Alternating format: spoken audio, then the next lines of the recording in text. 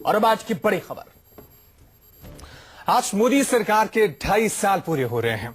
अपने 2.5 साल के कार्यकाल में मोदी सरकार सबसे मुश्किल दौर से गुजर रही है। नोटबंदी के बाद से एक और जहां बैंकों की लाइन खत्म नहीं हो रही और विपक्ष एकजुट होता जा रहा है, वहीं पाकिस्तान से लगी सीमा पर तनाव कम होने का नाम ही नहीं ले रहा।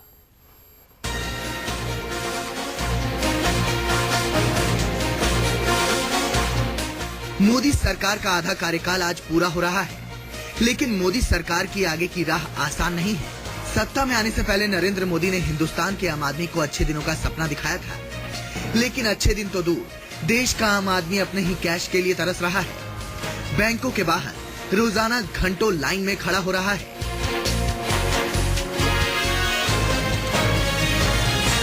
बीजेपी के नेता भी अच्छी तरह से जानते हैं कि आम आदमी के मन में क्या चल रहा है, इसलिए हर भाषण में गरीबों की बात हो रही है। मोदी सरकार के पिछले काम गिनाए जा रहे हैं। सरकार ने हर 15 दिन में एक योजना गरीब के लिए, आदिवासी के लिए, दलित के लिए, पिछड़ों के लिए, युवाओं के लिए, महिलाओं के लिए, किसानों के लिए हर 15 दिन में एक योजना लेकर आए हैं। मोदी सरकार अपने सबसे मुश्किल दौर से गुजर रही है। नरेंद्र मोदी अच्छी तरह से जानते हैं कि लोगों के मन में क्या चल रहा है। पीएम को लोगों की तकलीफों का भी एहसास है। अब आपको बताते हैं कि मोदी सरकार के सामने सबसे बड़ी चुनौतियां क्या है। पहली चुनौती, नोटबंदी से पैदा हुई दिक्कतों को दूर करना, पर्याप्त नई करेंसी का इंतजाम करना। दूसरी चुनौती, नोटबंदी पर विपक्ष धीरे धीरे एकजुट होता जा रहा है, जो बीजेपी के लिए परेशानी बढ़ाएगा। तीसरी चुनौती, यूपी विधानसभा चुनाव में बीजेपी को सत्ता में लाना। हार का मतलब है विरोधियों का और ताकतवर होना।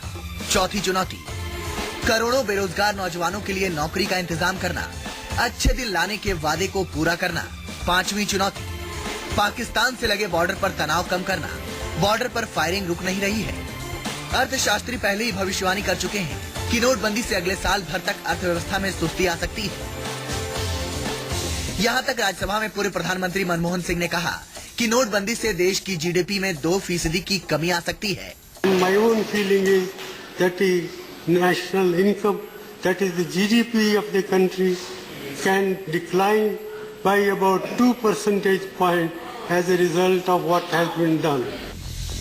अर्थशास्त्रियों ने ये भी भविष्यवाणी की है कि लॉन्ग टर्म में नोटबंदी से देश को फायदा होगा। मतलब साल भर बाद हिंदुस्तान की अर्थव्यवस्था को नई ताकत मिलेगी। इसलिए बीजेपी उम्मीदों के घोड़े पर सवार है। 2019 लोकसभा चुनाव के लिए माहौल बनने से पहले ही देश की अर्थव्यवस्था पटरी पर आने की भविष्यवाणी भी हो चुकी है। ऐसे में बीजेपी पूरी रफ्तार से मोदी सरकार की पिछली योजनाओं को गिनाने में लगी है।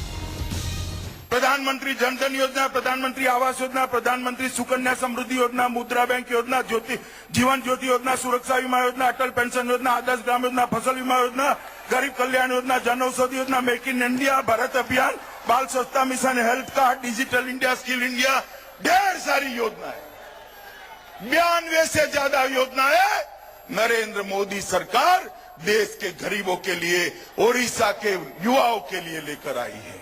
मगर ये योजनाएं आपके साथ नहीं पहुंची। आज मोदी सरकार के 2.5 साल पूरे हो जाएंगे। ऐसे में मोदी के पास लोगों की उम्मीदों पर खरा उतरने के लिए करीब 2.25 साल का समय बचा है। Bureau report, news 24।